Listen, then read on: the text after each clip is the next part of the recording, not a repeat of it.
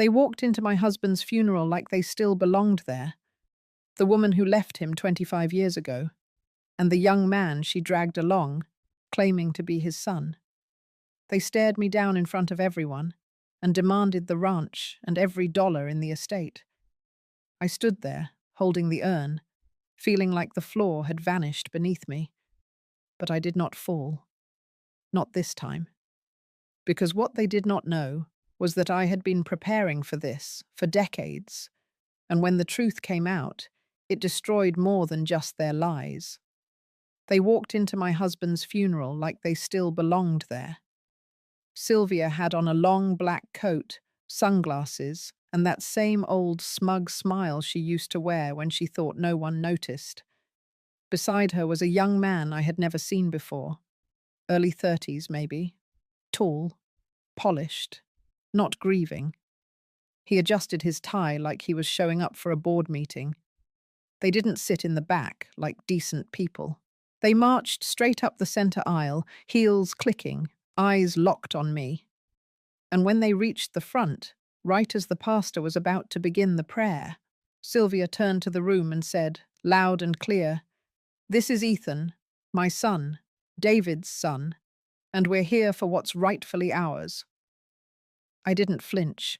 I tightened my grip on the urn in my lap and stared straight ahead. But I could feel the silence spreading across the church like a cold wind. Old friends whispering, ranch hands glancing at one another. Even the pastor looked unsure whether to continue. I sat there, every nerve in my body screaming but my face still. Because I had expected this. Not the timing, no. That was a new low. But the threat? I had known it was coming. The moment David died, I knew that ghost from the past would crawl her way back, dragging secrets and lies behind her. After the service, people tried to pretend it hadn't happened. Neighbors offered me casseroles and hollow condolences. Sylvia stood near the exit like a politician, shaking hands, introducing Ethan to anyone who'd listen. I didn't stop her. I didn't need to.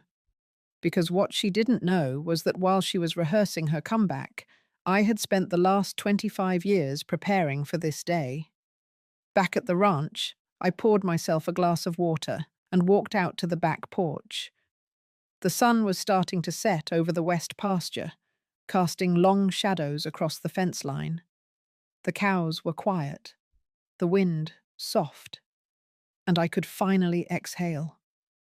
David had loved this land more than anything, and he had trusted me to protect it, which meant this was not going to be a quiet legal battle behind closed doors. It was going to be a war, and it was going to be public. Later that evening, I found a card tucked into the screen door. No envelope, just a business card. Jacob Lee, attorney at law. I smiled when I saw the name. Jacob had worked for David once, fresh out of law school. Smart, sharp, a little green back then. But he had integrity. The note on the back was short. "Call me, I can help." The next morning, I did. Jacob met me at the kitchen table with a leather briefcase and a calm voice. He had already heard about the funeral stunt. Word travels fast in small towns. He didn't ask how I was holding up. He just opened the file and started reading. David's will, the deed to the ranch, the original divorce agreement with Sylvia. I watched him as he flipped through each page, making notes. Then he looked up and said, "There's no legal claim if what we have here is accurate, but that won't stop them from trying to create one." He was right, because that same afternoon, a manila envelope arrived at my gate. Inside was a copy of a paternity test dated last month. It claimed Ethan was David's biological son. Attached was a formal notice from Sylvia's attorney. They were suing for half the estate. Land, assets, cash, everything. I stood in the kitchen with that paper in my hand and let the silence fill the house. Then I folded it up, placed it neatly on the counter, and made myself a cup of tea. My hands didn't shake. I didn't cry. I had cried enough over Sylvia Morton 25 years ago. I wasn't going to waste another tear now. Instead, I called Jacob and told him we were moving forward. No hesitation, no second thoughts. If they wanted a fight, they were going to get one, but not the kind they expected. Because I wasn't going to hide behind lawyers or documents.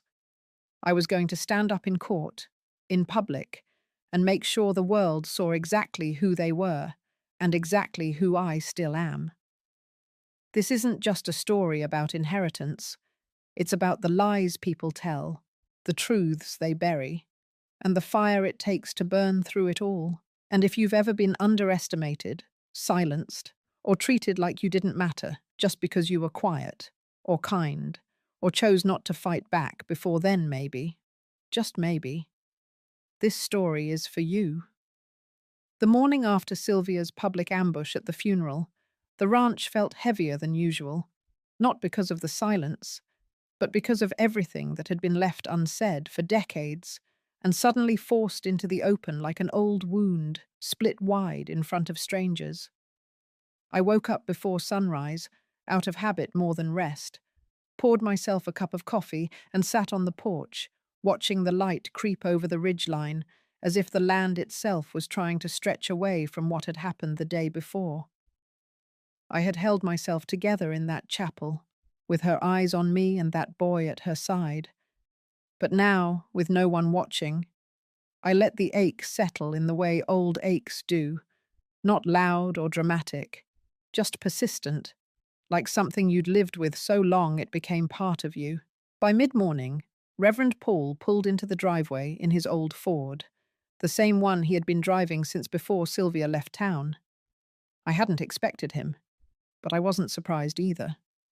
He climbed the porch steps without waiting for an invitation, like men of his generation often do when they have something to say they've rehearsed in their heads too many times. He carried a folder under one arm and the kind of look people wear when they're carrying more than papers. He didn't waste time. He told me, plain and clear, that Sylvia had returned to this town once before, years ago, when her face no longer appeared in any of our conversations, and most folks had quietly accepted she was gone for good. She hadn't come to make amends. She hadn't asked about David. According to Paul, she had come with a purpose and a man from out of state, someone with oil money and no morals, the kind who was always sniffing around the edges of ranch land, hoping to turn dirt into dollars. Sylvia, Paul said, had a child with her, a toddler then, and had mentioned casually that the boy's father was someone else, someone who would never be part of his life. She wanted funding, not forgiveness, and she made it known she had taken all she could from her past. Paul had tried to steer her towards some kind of decency, but she smiled like she already knew she wouldn't need it. She had no intention of staying. She just wanted a quick transaction and a quiet exit. That was the Sylvia I remembered. Always angling, always transactional, never still long enough to be held accountable. After he left, I stood in the doorway for a long time, folder in hand, coffee gone cold. The field out front looked the same as it did yesterday, the same as it had for years, but something inside me had shifted. The past wasn't just haunting me, it was circling, and I was done pretending it didn't matter. I called Jacob just after lunch. I told him I needed every document David had locked away, every deed, every trust, every revision to the will. I wanted to hold the bones of this fight in my own hands. I didn't want a filtered version. I didn't want interpretation. I wanted proof. That night, I pulled the gun safe away from the pantry wall and opened the hidden compartment David had built himself, a detail he once said would keep things safe from fire, theft, and family. Inside were two boxes. One was marked legal, the other was unmarked, but I knew it was his personal cash. I opened the legal box first. There it was. A divorce agreement, signed by both David and Sylvia, sealed with the stamp of a notary, and attached to a letter from Sylvia's lawyer. The letter confirmed receipt of a full financial settlement, and in bold type near the bottom, it stated that Sylvia Morton waived all future rights to David Whittaker's estate, present or future. It was the kind of clause lawyers loved and ex-wives underestimated. But David hadn't underestimated anyone. I set the papers aside and opened the second box. It held letters, photographs, and one small cassette tape labeled with nothing more than a year, 1998. I dug out the old player from the attic, dusted it off, and fed the tape in. David's voice crackled to life through the speakers, younger, worn, tired in a way I recognized. He explained that he was recording this in case Sylvia ever tried something. He laid it all out: how she left, how she never looked back, how she took money and swore the child wasn't his. Then he said something that reached across the years and landed straight in my chest. He said, "Lorraine doesn't know I'm recording this, but if she's the one hearing it, then I trust her to handle whatever comes. She's stronger than anyone gives her credit for." I let the tape run to the end before ejecting it. Then I sat at the kitchen table with both boxes and stared at the wood grain until my eyes burned. The fight wasn't theoretical anymore. It was personal, documented, real, and I wasn't going to let them rewrite it. I packed everything neatly, placed the tape on top, and drove to Jacob's house just after midnight. We laid out every paper on his dining room table, side by side, until the wood disappeared under a map of truth and preparation. Jacob read through each one slowly, no longer cautious, no longer skeptical. When he finished, he looked at me with the kind of quiet resolve I had hoped to see. He said we had the advantage, not just legally, morally, visibly, and that if we played this right, it wouldn't just be a win, it would be a message. I nodded. The past had knocked. Now it was my turn to answer. By the time the second sunrise came after the funeral, my world had already shifted more than it had in the last 2 decades. I wasn't mourning in the way people expected. I wasn't wearing all black, clutching tissues, or sitting in silence waiting for casseroles and polite phone calls. I was busy, focused, sharp in a way I hadn't felt since the year we almost lost the ranch to the drought and had to decide whether to sell off the breeding stock or refinance the grain contracts. Back then, David and I stood side by side and held the line together. Now I was standing alone, but the line was still mine to hold. I had just finished reviewing Jacob's draft affidavit when I heard tires on gravel outside. I wasn't expecting anyone, and I wasn't in the mood for neighborly check-ins or social niceties. But when I saw the familiar burgundy truck coming down the drive, I paused. It had been a while since I'd seen that particular hood ornament. Martha Alvarez didn't believe in calling ahead. Never had. She said if you had to ask permission to speak the truth, it wasn't truth worth speaking. She parked, climbed down slow and deliberate, and stepped up onto my porch like it was still hers too.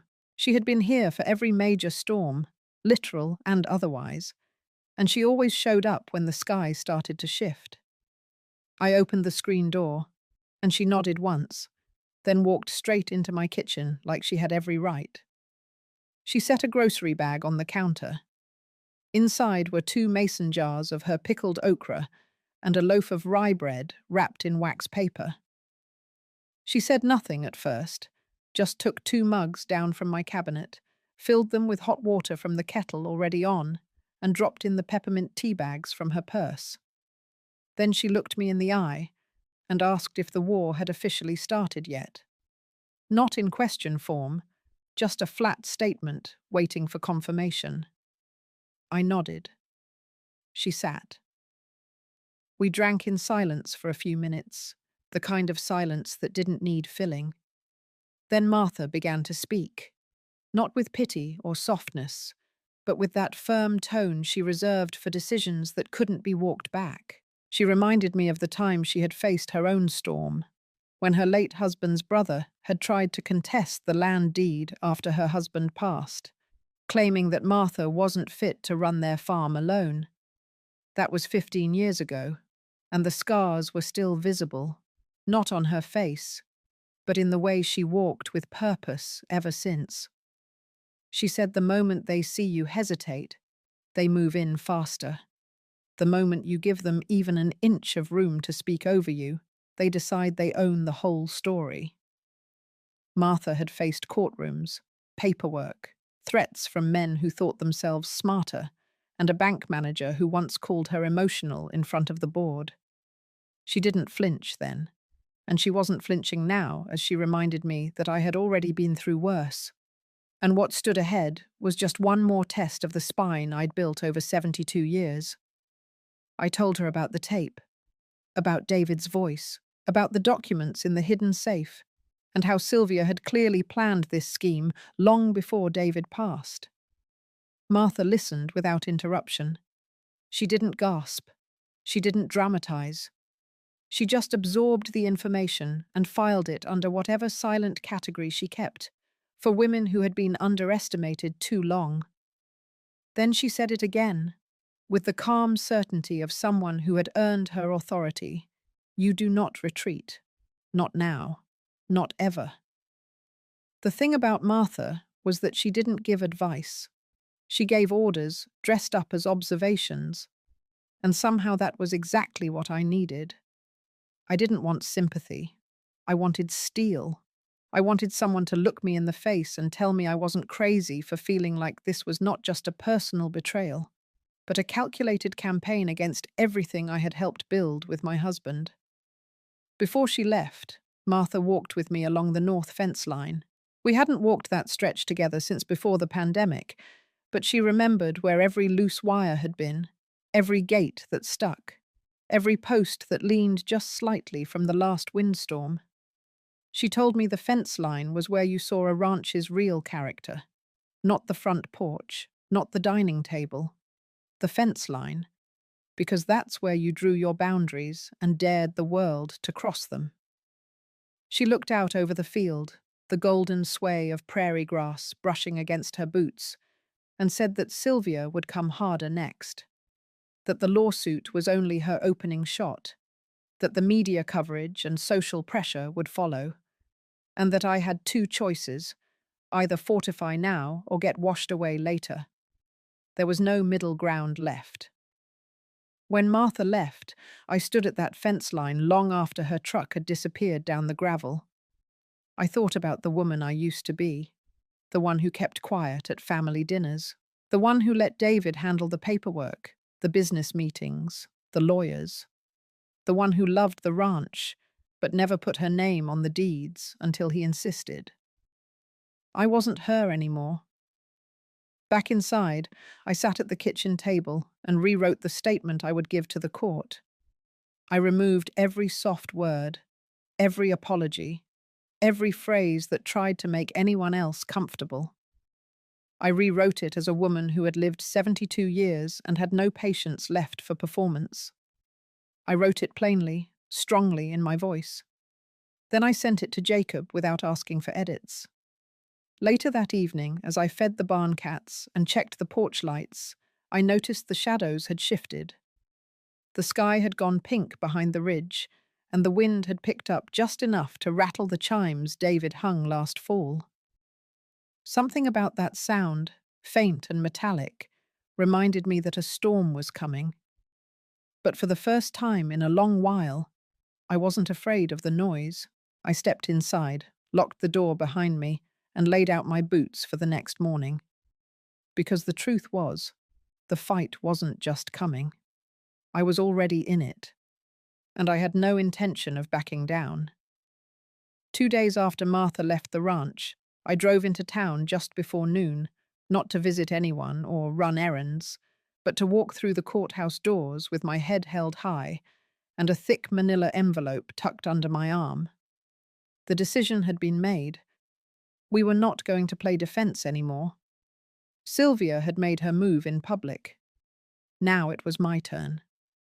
The courthouse in our town wasn't large, just 3 floors, a long hallway with creaky floors, and staff who had been there longer than most of the politicians they served. Jacob was already waiting in the lobby, seated on the wooden bench under the dusty oil painting of the original county seal. He stood when he saw me, nodded once, and opened the door to the clerk's office without waiting for pleasantries. We filed the motion to challenge the paternity document submitted by Sylvia's attorney. Along with it, we submitted David's signed divorce settlement, the affidavit I had written myself, and a sworn statement from Reverend Paul, who had agreed to testify under oath about what he remembered from Sylvia's quiet return years ago. Jacob had bundled it all together, page by page, with enough clarity and weight to make it stick. I didn't ask what would happen next. I didn't need to. On the way out, Jacob told me he had spoken to someone in the probate office.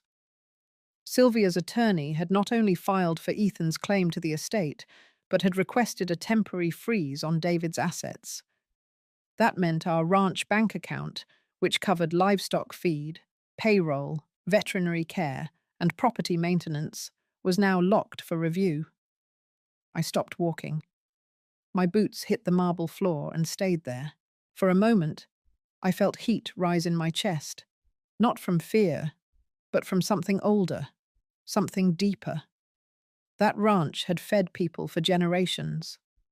Locking its accounts was not a technical move. It was a tactic meant to break the bones of the operation, to rattle the employees, to create chaos just long enough for Sylvia to force a settlement. I told Jacob to get it unfrozen. He said he was already working on it. But I could see in his face the pressure of what was coming. This wasn't going to be won in court filings alone. Sylvia wasn't just using law. She was using perception. The town was talking. I could feel it every time I stepped into the feed store or drove past the diner. Eyes lingered a little longer. Some looked away entirely. So that evening, back at the ranch, I sat down at David's old desk in the study and pulled out a yellow legal pad.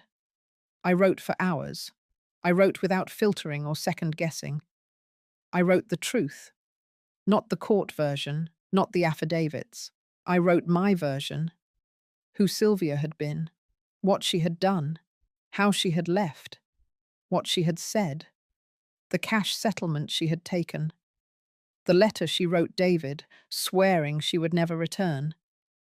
And I ended with what she was doing now, not as a wounded ex-wife, but as a woman who had waited for death to steal a man's defense, and then used lies to claw at the pieces he left behind. Jacob helped me format the letter the next morning. He made a few edits, but mostly he left it untouched. Then he sent it to the local paper, not buried inside, not anonymous. He sent it as an open letter from me, signed and dated, printed on record. 2 days later, it ran on the front page. The title was mine. A Widow's Truth. By noon, I had 3 phone calls, one from the sheriff, asking if I needed security, one from the local radio station requesting an interview, and one from Sylvia's attorney, calling Jacob to accuse us of character assassination. Jacob's reply was short. Truth is not defamation. It was the first time I heard steel in his voice. I was glad for it. The freeze on the ranch account was lifted the next afternoon. No apology from the probate judge. Just a signed order. But it was enough. Feed could be bought. Paychecks could be written. And the men who had worked our land for decades no longer had to guess whether they would be paid by Friday. I knew this wasn't the end of it. It was barely the beginning. But it was our first strike. Public. Precise. Unapologetic. 3 days later, I saw Sylvia for the first time since the funeral.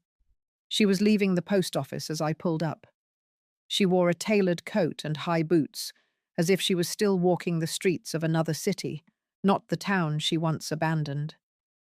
Her eyes met mine for only a second before she turned away and stepped into her car, but that second was enough. I saw it. that small flicker of hesitation. She knew we weren't backing down. The next morning, Ethan's name appeared in the newspaper's letters section, a reply to mine. He wrote that he had no intention of causing division, that he believed the law would reveal the truth, and he would abide by it. It sounded rehearsed, polished, a letter written by a lawyer, not a son. Still, it stirred something I wasn't expecting, a kind of hollow sorrow, not for him exactly, but for what he represented. The boy dragged into something older and darker than he understood. He had been raised in the shadow of someone else's bitterness, used as a tool, shaped into a weapon. And now he was standing in a storm he didn't start. But I reminded myself of the tape, of David's voice, of the letter Sylvia wrote, denying David's paternity from the beginning. And I knew Ethan's choice to stand beside her now was just that, a choice. Whatever sympathy I had evaporated the moment he signed his name onto the petition for half the ranch. By the end of the week, Martha returned to the ranch with a box of clippings from her own legal battle years ago. She helped me organize them chronologically, highlighting quotes and outcomes, mapping out strategies on paper like we were planning a campaign, not just a case. She reminded me that family betrayals hit harder than legal ones, and that the only way to reclaim peace was to win completely, not partially. That night, I walked the perimeter of the ranch alone. The stars were clear, the air dry. Every gate was locked, every line of fence was intact. And I told myself, out loud, that this was not just a defense, this was an inheritance worth protecting. I was no longer the woman who avoided confrontation, no longer the wife who let others speak first. I had drawn the line. Now it was up to them whether they dared to cross it. The letter changed the temperature in town. Not overnight, but steadily, like heat rising under the floorboards. For a few days, people were quiet, keeping their opinions tucked behind polite nods and sidelong glances. Then, as expected, the other side answered. It began with an interview. The local news station in the next county over aired a primetime segment titled Legacy in Dispute. Sylvia sat in a high-backed chair at the edge of a tastefully decorated room, her hands folded in her lap, her voice calm, composed, almost soft. She spoke about love, about betrayal, about raising Ethan on her own, about sacrifice. She never named me directly, but she didn't need to. Every word was carefully selected to paint herself as the overlooked first wife, the wronged woman, the mother defending her child's birthright. Ethan made a brief appearance, filmed walking through a field somewhere I didn't recognize, probably rented for the shoot. He said very little, mostly nods, quiet acknowledgements. It was clear he had been instructed to stay neutral in tone but firm in presence. He was the image they wanted. Young, polished, moderate, harmless. Not a man demanding millions, just a son seeking justice. They even interviewed a woman who claimed to have known David during the years after Sylvia left. She alluded to conversations, hinted that David had expressed regrets, said he had always wanted to reconnect with his past. The implication was obvious. The editing sharper than I expected from a local affiliate. By the next morning, the phone at the ranch had rung 17 times. Messages from people I hadn't spoken to in years, most of them cautious, some sympathetic, a few outright critical. One asked if I would be giving back any portion of the inheritance to make peace. That was the moment I unplugged the phone. Jacob called before noon. He had seen the segment too. He said he was already drafting a motion to bar any further media influence on the court's proceedings. I told him to go ahead, but I knew it would only slow them down, not stop them.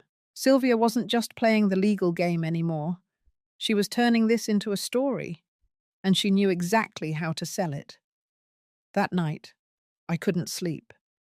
I kept turning over David's voice in my head, the tape he left behind, his quiet confidence in my strength. Then I remembered something he once said to me after we lost a field to fire. He had stood there, staring at the blackened ground, and said, "Sometimes the wind doesn't change direction until it sees something that won't move." I wasn't going to move. The next morning, a letter arrived from Sylvia's legal team. Official, typed, delivered by courier. It accused me of defamation, demanded a public retraction, threatened a civil suit for damages, claimed the open letter I had published was false, malicious, and intended to sway public opinion unfairly. Jacob read the whole thing aloud at the kitchen table, then folded it and placed it neatly back into the envelope without a word. He didn't need to say anything. The absurdity was obvious. What wasn't absurd was the second letter tucked in the same delivery, a petition to reopen the probate hearing entirely. They wanted a new judge, cited media interference, claimed the current judge had been influenced by public narratives and couldn't remain impartial. This was no longer just a fight over inheritance. This was strategy, delay, disrupt, exhaust. Jacob spent the next 2 days filing responses. We met with the probate clerk, provided our own documentation proving the facts in the open letter. We requested the inclusion of David's taped statement in the case file, supported by a notarized transcript. Every move they made, we answered with 2 of our own. But I could feel it, the emotional toll setting in. Not fear, not regret. Something colder, fatigue. The kind that doesn't come from weakness, but from carrying weight for too long with no one to share it. That Friday, while walking the fence line behind the north barn, I found something strange. A drone. It was small, wedged between the base of 2 posts, its blade cracked. At first I thought it was a toy, maybe flown from one of the neighboring properties. But when I brought it inside, Jacob had someone check it. The drone had a camera. The footage, once recovered, showed multiple passes over the ranch. The gates, the paddocks, the main house. Someone had been watching. Jacob filed an injunction the next morning. He also contacted local law enforcement, not just for the drone, but for ongoing harassment. Unmarked cars had started passing by the ranch more frequently. A neighbor had seen someone photographing the mailbox from across the road. Sylvia's campaign wasn't just legal and media-based anymore. It had become invasive. I tightened the locks on the barn doors, installed motion lights on the back porch. I refused to be intimidated, but I wasn't foolish either. You don't raise cattle for 4 decades without learning the difference between barking and a real bite. This wasn't just noise. This was escalation. Still, in the midst of it all, the ranch kept running. Hay was cut, fences repaired, animals fed and watered. Payroll went out. No one missed a beat. If Sylvia's goal had been to destabilize me, she had failed. If it had been to shake my confidence, she had misjudged the foundation it rested on. And then came the second television segment. This time, the anchor referenced our financial records. Not the ones we had released, the ones Sylvia's team had submitted as part of their petition. Somehow, details about our mortgage history, our ranch profits, and even charitable contributions had made it into a public file, and from there into broadcast. It was legal, barely, but unethical by every standard Jacob had ever known. And it worked. Because now, the conversation had changed. No longer just a widow versus a first wife. Now it was about money, power, image. Martha returned that night, said nothing as I handed her the transcript of the broadcast. She read it once, then tore it in half and dropped the pieces in my fireplace. That was her answer. Then she looked me in the eye and said I had one job now: outlast. Not just survive, outlast. The next morning I put on my boots, saddled my horse, and rode the perimeter of the property before the sun came up. I needed to feel the land beneath me, hear the wind move through the cottonwoods, let the silence speak louder than any letter ever could. I was still here. I wasn't leaving. And no matter what story they tried to spin, the truth didn't need a spotlight. It just needed time to stand its ground. The morning of the hearing, the courthouse parking lot was half full before the sun had even touched the east side of the building. Not with crowds, but with cameras, satellite vans, a handful of reporters scribbling notes, looking for someone to speak. I kept my head low as Jacob opened the car door for me, and Martha walked beside me in silence, her hand lightly touching my arm, not guiding, just present. I didn't need help walking. I needed help staying calm. Inside, the air was colder than it should have been. Fluorescent lighting hummed above us as we moved down the hallway. We passed a man mopping the floor near the elevators. He paused, nodded once at me, then returned to his work. That single nod did more for my nerves than 100 words could have. A quiet acknowledgement that not everyone was buying into Sylvia's theatre. Courtroom 2B wasn't big. No marble, no grandeur. Just long wooden benches and a modest bench up front where the judge would sit. I took my seat behind Jacob, next to Martha, her coat folded neatly over her lap. Across from us, Sylvia sat flanked by her lawyers, Ethan beside her, freshly pressed shirt, hair parted with precision, no emotion in his face. Just readiness. The judge entered promptly at 9. No theatrics, no robe flourishes. He adjusted his glasses, glanced at the file in front of him, and spoke without raising his voice. This wasn't television. This was real. Jacob opened with facts, calm, measured.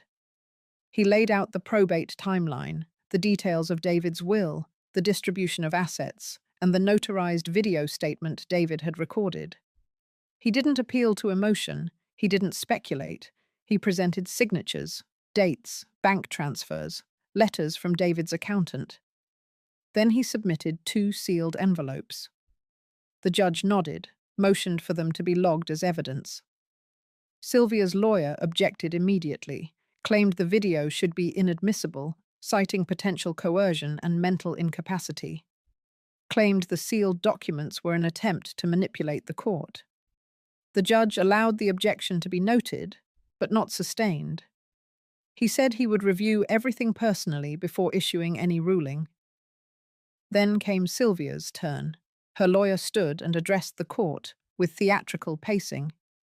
He framed Sylvia's absence from David's life as circumstantial, claimed her departure years ago had been misunderstood, spoke about struggle, about redemption, about a woman who had suffered in silence and now only sought fairness. He painted me as a gatekeeper of fortune, clinging to power that rightfully belonged to others.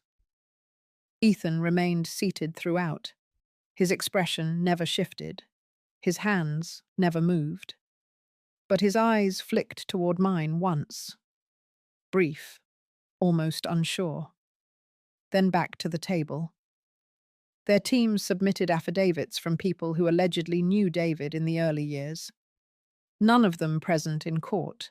None of them cross-examined. Just paper.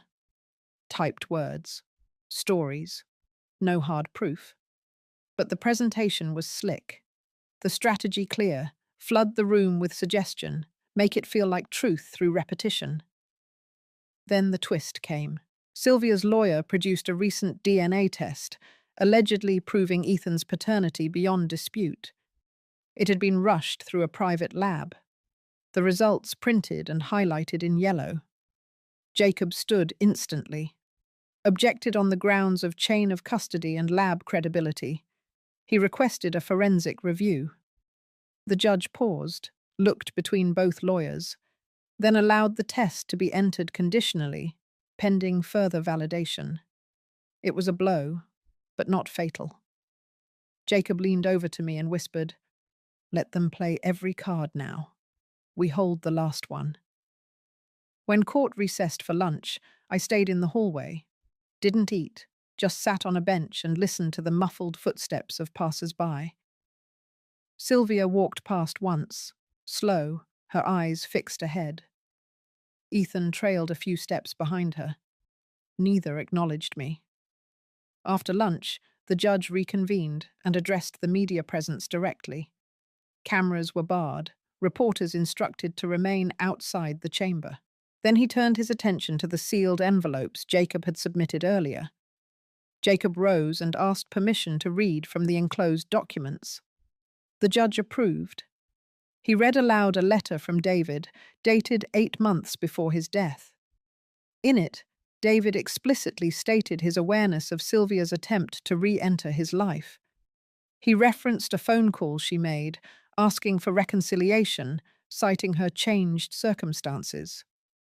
He noted that she had inquired about his finances, asked about his health, and made statements that left him uneasy. He ended the letter with a clear declaration that no part of his estate was to be considered accessible to Sylvia or any child not legally acknowledged before the date of the letter. Then came the second document, a sworn affidavit from David's longtime physician.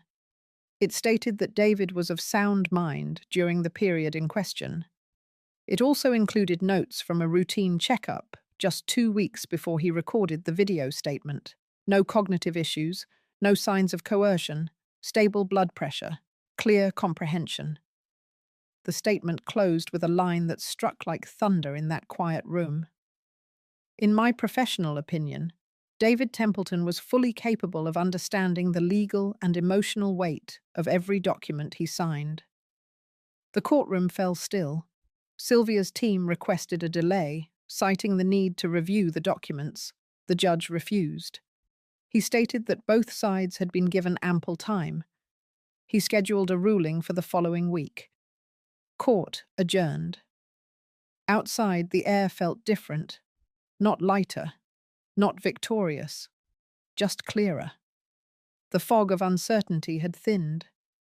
We hadn't won yet, but the ground had shifted. On the ride home, Martha remained silent, her hands clasped in her lap. I looked out the window, past the passing trees and fences, and thought about David, about how he must have known this day would come, about how he'd tried to protect me, not with drama, but with documentation, with foresight, with trust. Back at the ranch, I changed into work clothes and walked the field alone. The wind moved slow, steady. I let it pass through me without resistance. Not because I was tired, but because I was ready. Let them come again. Let them scream louder. My answers wouldn't come in interviews or on stages. They would come, like David's did, in writing, in truth. And in the silence that followed once the storm ran out of thunder. The next morning, the ranch was quieter than usual. Even the wind seemed to hold its breath. I woke before the sun, sat with a cup of black coffee, and stared out across the frost-tipped fields. The hearing had cracked something open, not just in the courtroom, but in me. I could feel it in the stillness of the house, in the way Jacob had stood a little straighter when we left the courthouse, and in the way Martha had looked at me across the dinner table without saying a word. We all knew we were past the point of retreat. At 9 sharp, Jacob arrived with a thick leather binder under his arm. He wasn't in a suit this time, just jeans and a wool coat. Still, the weight of the day was with him. We met in the study, where David used to read the paper by the fire. Martha brought tea, then left the room without a word. She knew this wasn't a conversation for too many ears. Jacob opened the binder and began sorting documents across the coffee table, each page neatly tabbed, each section labelled in bold. There was a clarity in his movements, like someone who had been waiting for the right moment to strike. I sat across from him and waited. No rush, no pleasantries. He looked up, nodded once, and began. He started with what he called the firewall, a breakdown of the estate assets that had been transferred legally and irrevocably into trusts before David passed. The ranch, the machinery, the investments, all protected by clauses David had insisted on during his final months. Jacob had worked with a specialist to ensure that even a skilled legal team like Sylvia's would struggle to touch those without creating a very public scandal. Next came the trap. Jacob opened a new folder and handed me a copy of an email. It was between Sylvia and a man named Franklin Bauer. At first glance, it looked benign, a discussion about a potential estate claim. But Jacob had traced the man's address. He wasn't a lawyer. He wasn't even based in the country. He was a fixer, a man tied to offshore accounts and under-the-table arrangements. According to Jacob, Sylvia had contacted him 2 months before David died, asking about ways to freeze assets and stall probate using anonymous filings. The digital trail was incomplete, but it was enough. Enough for what? I asked. Jacob leaned forward, lowered his voice, and told me the plan. We weren't going to fight this in the courtroom anymore. We were going to fight it in public, quietly, deliberately, legally, but publicly. We would leak just enough of the truth to make Sylvia's story fall apart under its own weight. Jacob had lined up an investigative reporter with a small but credible local paper, not a tabloid, a community journal with a reputation for integrity. They would receive redacted documents, email records, a timeline of Sylvia's contact with David, the video testimony. Nothing sensationalized, just facts. Facts with teeth. And then came the final piece. Jacob pulled out a yellow envelope with my name written on it in David's handwriting. I hadn't seen that script since the last birthday card he'd left on the nightstand for me. My hands trembled a little as I opened it. Inside was a handwritten letter, dated 3 weeks before his heart attack. It wasn't legal. It wasn't binding. It was just him, speaking to me, explaining the fear he had carried about Sylvia's reappearance, his regret for ever trusting her once, his anger at the thought of her dragging a child into it, real or not, and then a final paragraph that stopped my breath. He had made a video, not the one the court had already seen, a second one, private, recorded 2 days after the first, left with a notary friend in town. A message just for Ethan. Jacob had already retrieved it. And in that message, David told Ethan he had once believed Sylvia's story, that he had been open to the possibility of reconciliation, but that after seeing the way she operated and the people she surrounded herself with, he no longer had any doubt that Ethan was part of a larger plan. David didn't say whether Ethan was truly his son. He said it didn't matter. He said trust was earned, not inherited. That family was more than a claim on a deed or a bank account. It was time, loyalty, truth. Jacob planned to release that video only if the final hearing went sideways. It was our insurance policy, one that would end Ethan's credibility without ever needing to take a test again. Not through scandal, through clarity. I sat back in my chair and closed my eyes for a moment. The silence settled again. It wasn't vengeance I felt. It was precision. We didn't need to scream. We just needed to stay steady. By afternoon, the plan was in motion. Jacob returned to town to coordinate with the reporter. Martha went to the post office with a sealed envelope for the notary. And I walked the perimeter of the ranch, just like David used to. I touched the gate where he'd once carved our initials.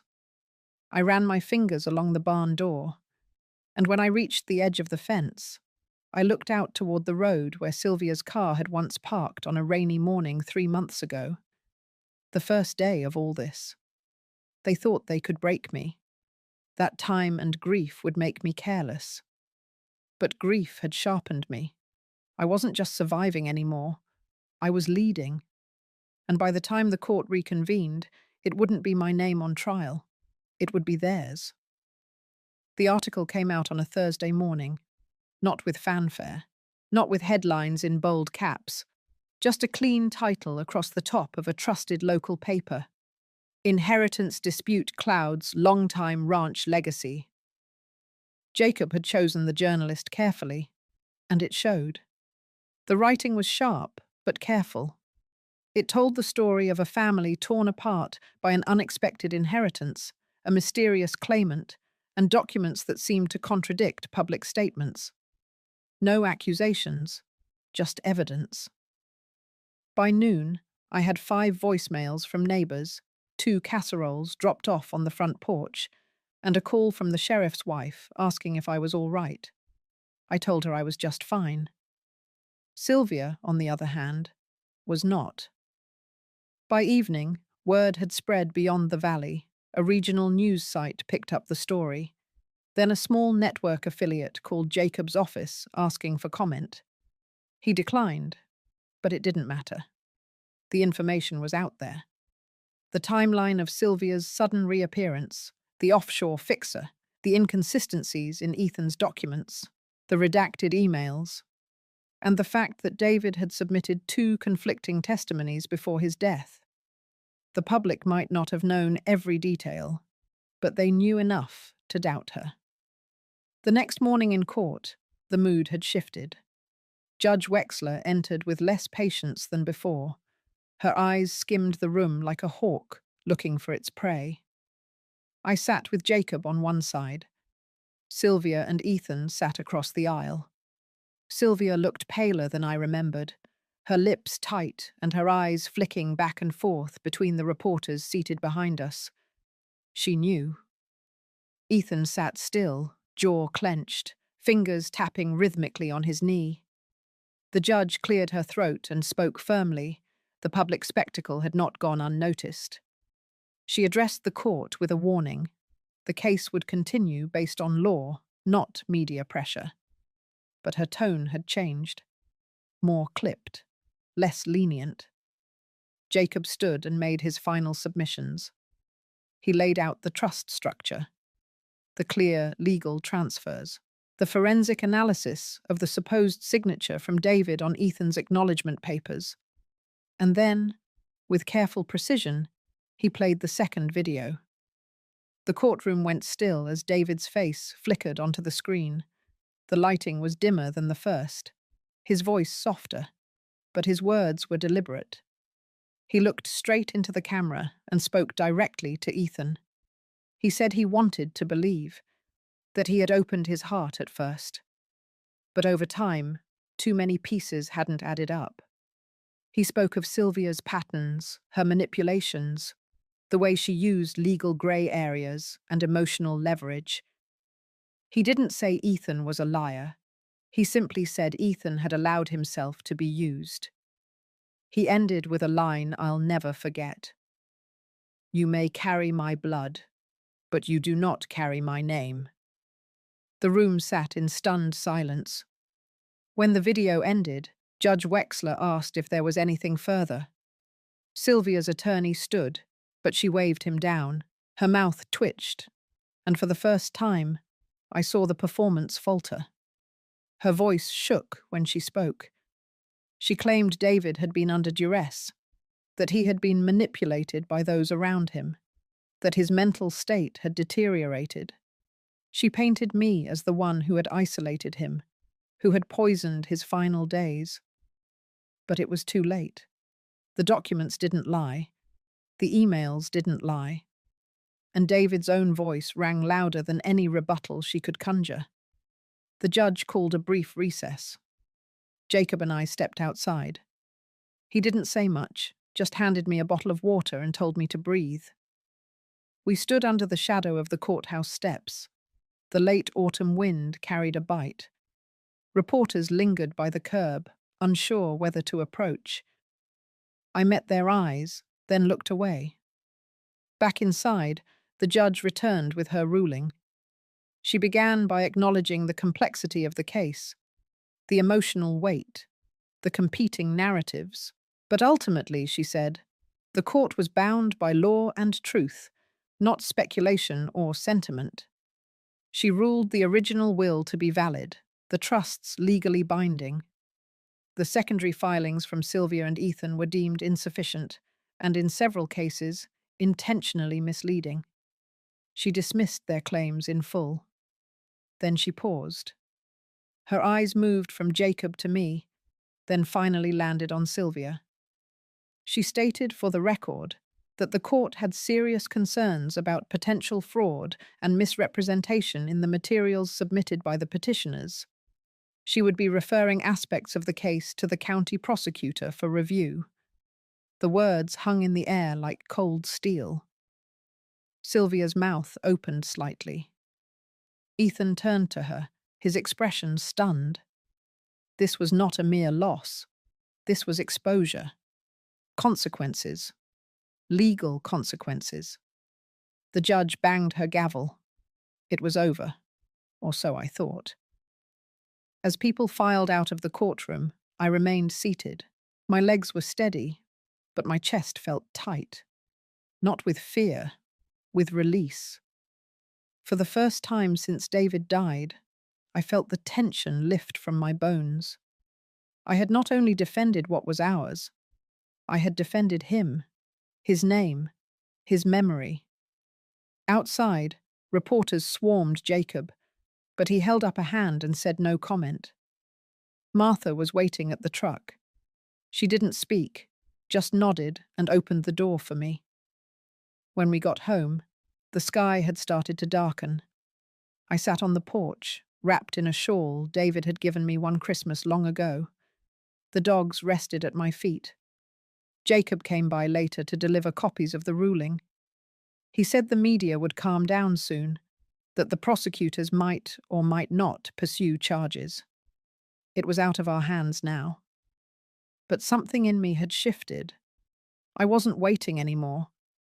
Sylvia and Ethan had tried to rewrite my story, tried to steal more than money. They wanted my silence, my defeat. But instead, I had spoken. I had fought. And the world had listened. That night, as I climbed into bed, I placed David's letter back in its envelope and slipped it into the drawer. Not to hide it, just to keep it close. It had done its job. So had I. And the next chapter of my life, for the first time in a long while, would not begin in court. It would begin here, on the land we built, and it would be mine. 3 days after the court ruling, I received a letter, not a formal one. No envelope with a return address, just a folded piece of paper, slipped under the wooden gate sometime before dawn. The handwriting was unmistakable, sharp, slanted, and impatient. Sylvia. She wanted to talk. For a moment, I considered tearing it up and throwing it in the fireplace. But something in me knew this moment had been coming. It wasn't finished. Not until I looked her in the eyes and saw if there was anything left behind those lashes but calculation. I didn't call Jacob. I didn't tell Martha. I simply walked down to the old greenhouse at the back of the property, where the wind didn't cut so sharply. I unlocked the door and waited. She arrived right before sunset. No makeup. A tan trench coat, wrinkled and too thin for the weather. Her steps were hesitant, but not fragile. She pushed the door open like she still owned space. Like time hadn't carved the distance between us. We stood facing each other, the cold air heavy around us. The silence was brittle. She was the first to speak. "You always did like drama," she said. "A whole courtroom performance just to prove you won." I didn't respond. I waited. She scoffed, eyes scanning the cracked concrete floor and dusty glass panes overhead. "I came back because I thought we could make peace," she said. "You think I wanted any of this? The money? The land? I only wanted to be seen?" I took a step closer, steady. "You forged a signature. You submitted false documents. You sent your son to lie under oath. Her mouth tightened. You made yourself invisible. Not me. She looked up at me then, really looked. And there it was, not remorse, not shame, but rage cloaked in injury. Like the villain in her story was always someone else, never her. You think I had it easy, she said. You married him. You got the house, the respect, the name. I was pushed out from the moment I was born. He never let me in. He gave you everything he could, I said. But you never came back without a price tag. She took a shaky breath. Her voice lowered. I was drowning, and no one threw a rope. Not him, not you. So yes, I reached for what I could. That ranch should have been mine. You think raising Ethan alone was easy while you played wife of the year. I kept my eyes on her. You abandoned that boy, and then you came back only to use him. She flinched, just slightly. Then her voice sharpened. You think you're clean in all this, but you were always waiting, watching, keeping score. I don't keep score, I said. I bury the dead and protect the living. That's what David taught me. She looked away. I never got to say goodbye to him, she whispered. You shut me out. You did that yourself, I replied. Years ago. With every lie, every deal behind his back, every time you called only when you needed something. Silence again. She looked smaller now, not in stature but in presence, like the structure that had held her upright all this time had quietly collapsed. Her shoulders dropped, her breath uneven. So, what happens now? She said, her voice low. I paused. Then I spoke slowly. You leave this land. You leave my name. You leave this story behind. She blinked, lips parting slightly. And if I don't, she said. I stepped forward, gaze steady. Then I'll finish what I started. And this time, it won't end in court. It will end in silence. You will simply disappear, Sylvia. From this town, from this family, from history. Her expression faltered. For the first time, she looked afraid. Not of me, but of the emptiness that came with irrelevance, of being forgotten. I turned and walked to the greenhouse door. Before I opened it, I said one last thing. He never stopped loving you, you know, but he stopped trusting you, and you gave him no reason to change his mind. Then I stepped out into the wind and left her standing alone. That night, I didn't sleep, not because of fear, not even adrenaline, but something else. A strange calm mixed with a hollow ache, the kind that comes when the storm has passed, but the debris still litters the ground. Martha brewed tea at dawn. She didn't ask anything, just handed me the mug and sat beside me on the porch. We watched the sun creep up behind the pine ridge, light spilling slow and soft. Later that day, Jacob called. The county prosecutor had opened an investigation into fraud and attempted extortion. Sylvia and Ethan would be summoned for questioning. There would be no need for me to appear again unless it went to trial. I told him thank you. Then I hung up and sat still. I knew I should feel triumphant, and part of me did. But there was also a quiet sorrow curled up in the corners of my chest, the kind that didn't ask to be healed, just witnessed. It was the cost of truth, of choosing to speak when silence would have been easier. Sylvia had been a part of my life for so long, even as a threat, even as a shadow. And now she would be gone. And in that absence, I would have to relearn peace. I stood and walked to the barn, ran my fingers across David's old workbench. The wood was worn smooth with time. In one of the drawers, I found a photo. Him and I, years ago, at the county fair. He was holding a ribbon. I was holding his arm. I smiled. Then I folded the picture, placed it in my coat pocket, and walked out into the light. A week after Sylvia's visit to the greenhouse, everything began to unravel. It started with a quiet call from Jacob. The prosecutor's office had moved forward. Official charges were filed. Fraud, forgery, attempted extortion, all tied to Sylvia. And Ethan, too, for his role in falsifying documents and participating in the staged inheritance claim. I listened carefully, my breath steady. There was no glee in my chest, no sense of triumph, only the weight of what I already knew.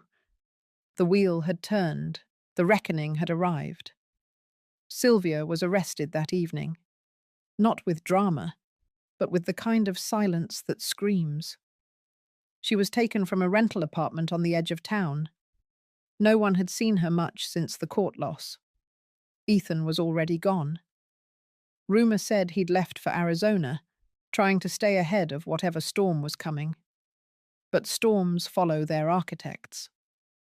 By morning, the local paper ran the story, not on the front page, but in the legal section. The name Whitaker still carried weight, even after all these years. My name, and David's. I sat with the article in my lap, eyes tracing each printed line. No photos, just words, charges, consequences, statements. Martha read over my shoulder. She didn't say anything, just placed her hand gently on mine and let it rest there. The days that followed were a blur of movement. Reporters called. Old acquaintances from church whispered in parking lots. Some looked at me with pity, others with admiration, most with confusion, unsure how to reconcile the calm widow on a farm with a family headline like that. But I didn't hide. I kept my routine, fed the animals, walked the trails behind the barn, baked sourdough for the local co-op. Life moved forward, one task at a time, and in that rhythm, I found my breath again. Then came the letters. The first was from Sylvia's attorney, a last attempt at negotiation. She wanted to drop the charges if I would agree to silence. No further lawsuits, no further statements. As if all of this could be folded neatly into some legal napkin and tucked away. I declined. The second letter came from Ethan, handwritten, short, apologetic in a way that felt borrowed, not earned. He said he hadn't known the full extent of what his mother planned, that he thought it would just be a family inheritance dispute, not a felony. He ended the letter with a sentence that stayed with me. I didn't know how much she hated you until it was too late. I folded the paper and placed it in the kitchen drawer. I neither forgave nor pursued him. Some sins don't need revenge, only distance. A few days later, Martha brought news from town. Sylvia had been released on bond. Her arraignment was scheduled for the following month. But she wasn't back in town. She'd vanished again, likely hoping public memory would fade faster than the court calendar. I felt no urgency. Let her run. Let her disappear into silence. But justice, like truth, has its own sense of time. I focused instead on what came next. With Jacob's help, I finalized the trust David and I had started years ago. I added new provisions, not for our children, but for women in this county who'd lost everything, through divorce, betrayal, or silence. A foundation that would bear my name and his, but serve women like the one I had been. I also made a decision about the ranch. It would not be sold, not parceled out. It would remain whole, functional, and alive. A place for healing and growth. I invited 3 local nonprofits to operate programs on the land: job training, trauma recovery, sustainable farming. I wanted this soil to serve life again, not greed. On the final night of the week, I sat alone in David's study. The fire crackled low. The wind outside tapped gently at the windows. I held a photograph in my hands, one of him, smiling in that way he always did when I surprised him with peach cobbler. His eyes twinkled, the lines around them deep and honest. I whispered softly, "It's done now." And I felt it. The final strand break, the last grip of pain loosen. Not because everything had been fixed, but because I had chosen not to carry what wasn't mine anymore. The betrayal, the loss, the years of feeling like a placeholder in someone else's narrative. It was over. Sylvia had built a world on resentment and lies. I had built one on silence and endurance. And now I was building something new, something rooted in dignity. The following morning, I walked the eastern ridge at sunrise. The frost crunched under my boots. The sky bloomed soft pink and gold. I breathed deep. Down the hill, Martha waved from the porch. Jacob's car pulled up moments later. Life, full and persistent, kept arriving. I waved back. Then I turned toward the path and kept walking, each step lighter than the last. The days moved with a different weight now. Not lighter, not heavier, but clearer. As if a fog had finally lifted and I could see the outlines of what had always been there. My strength, my home, my right to peace. Jacob called to confirm the foundation paperwork was filed. The trust was active. Grants would begin rolling out in the spring. I thanked him, then sat on the porch for a long time, letting that reality sink into my bones. For years, I had been written out of my own life, first by grief, then by the quiet cruelty of those closest to me. Now, everything had changed, not because I had shouted, but because I had stood still until they exposed themselves. Martha stopped by that afternoon with 2 loaves of banana bread and a basket of herbs from her garden. She didn't stay long. We didn't need to say much. She saw the steadiness in my face. I saw the pride in hers. Later that evening, as the sky dimmed, I returned to the greenhouse. The rows of green were fuller than ever. I had added new trays, new soil, and a second light fixture. It no longer looked like a side hobby. It looked like a choice, a declaration, something living I had made with my own hands. Each plant had its rhythm, its stubbornness, its fragility. In a way, they reminded me of women like me, those who endured and broke through. News from town drifted in over the days. Sylvia had skipped her second court date. A bench warrant was issued. No one had seen her since. Ethan's name came up in connection with another investigation in a nearby state. Identity fraud. Tax evasion. I didn't read every detail. Some things I didn't need to know anymore. I was no longer tethered to their choices. Instead, I spent time finishing a letter I had been working on. It was to David. Not because I believed he could read it, but because I needed to say things out loud. Or maybe, on paper. I told him everything that had happened. I told him I wished he had warned me more clearly, but I also told him I understood now. The silence had been his shield, and mine. But silence had limits. I had found my voice. That same week, I was invited to speak at a small gathering hosted by one of the non-profits the Trust now supported. Women of all ages, sitting in a circle in the back room of the community centre. They didn't know my story in full. They didn't need to. I spoke simply. About loss. About inheritance. Not of money, but of wounds. Of resilience. Of the quiet strength it takes to keep living when people try to erase you.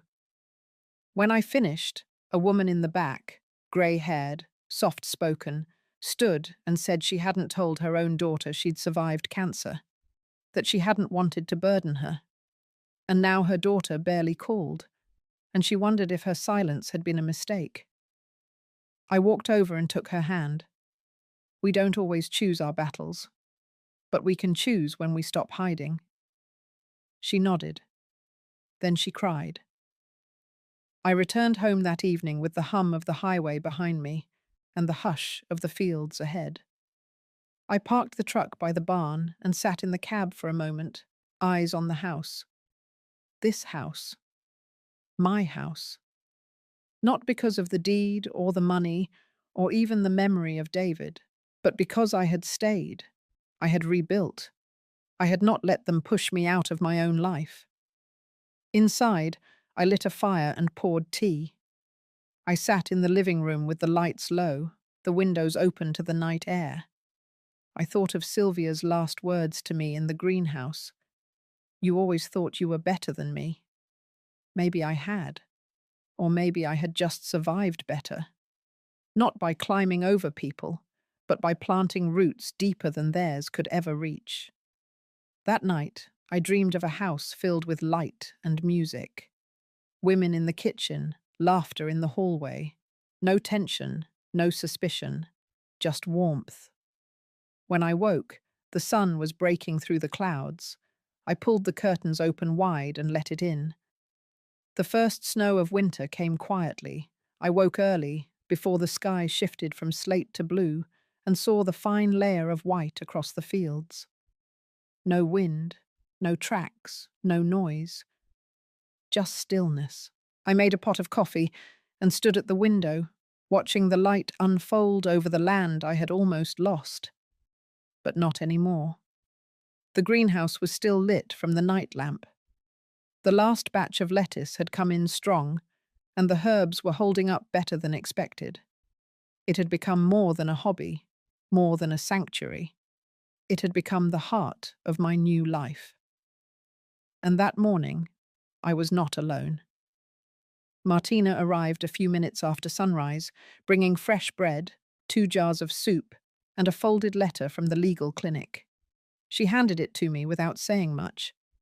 I opened it at the kitchen table and read it slowly. The court had finalized the forfeiture on Sylvia's seized assets. All accounts frozen. Her attempt to move funds through shell LLCs had failed. Ethan, too, had been denied bail in another state. The judge's notes were clipped to the back.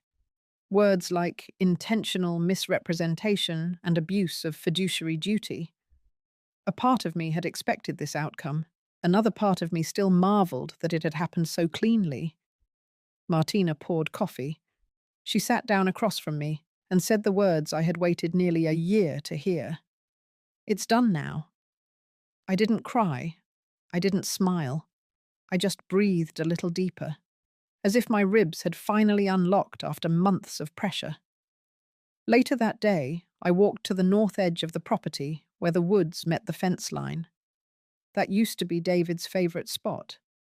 He would sit there with a thermos, watching the deer in the distance and the sun pour through the trees.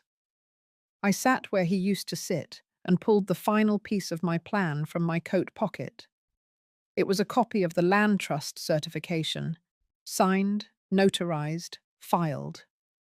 The foundation had acquired an adjoining parcel, 30 acres of wetlands that would now be preserved, used for educational programs, and named in memory of my mother, who had taught me how to prune, how to trim, how to heal things with my hands. I felt a shift in the air then, not a gust of wind, but something inside me settling. The fight had been long, but I had not just survived it. I had outlasted it, and I had done so without turning into the thing I fought. In the weeks that followed, I began to open the house again, quietly, carefully, not to family, not to those who had harmed me, but to those who needed it. A single mother from town came to learn how to grow herbs. An older widow from the next county dropped by to volunteer. A teenager helped me build new frames for seed trays. I never announced it. I never made a sign. But somehow, word traveled, and what had been mine alone began to breathe with new life. One afternoon, as I wiped soil from my palms and locked the greenhouse door, I looked out across the yard and saw a boy throwing sticks for a dog. He laughed. the kind of laugh that breaks through everything. His grandmother stood nearby, wrapped in a thick coat, watching him with the kind of quiet pride I now understood. We waved to each other, nothing more needed. Inside the house, I lit the fire and poured myself a drink. I opened the notebook I had used since the beginning of all this. The pages were full now, of dates, decisions, numbers, names. I flipped to the back and wrote a single sentence. They never expected me to rise. Then I closed the book and left it on the mantel. That night, as snow drifted down in soft layers and the windows fogged with warmth from the fire, I lay in bed with the covers drawn to my chin, and I allowed myself, finally, to feel safe again. Not triumphant, not victorious, just whole. If this story touched something deep in you, maybe you've lived through a storm of your own, I want you to know you're not alone. Sometimes silence becomes power. Sometimes walking away is winning. And sometimes the best revenge is simply surviving with your dignity intact. If you've ever reclaimed something that was taken from you, peace, home, or even just your own voice, this space is yours too. Leave a comment, share your truth, or just sit here with me for a while. No one's rushing you out. You're welcome to stay.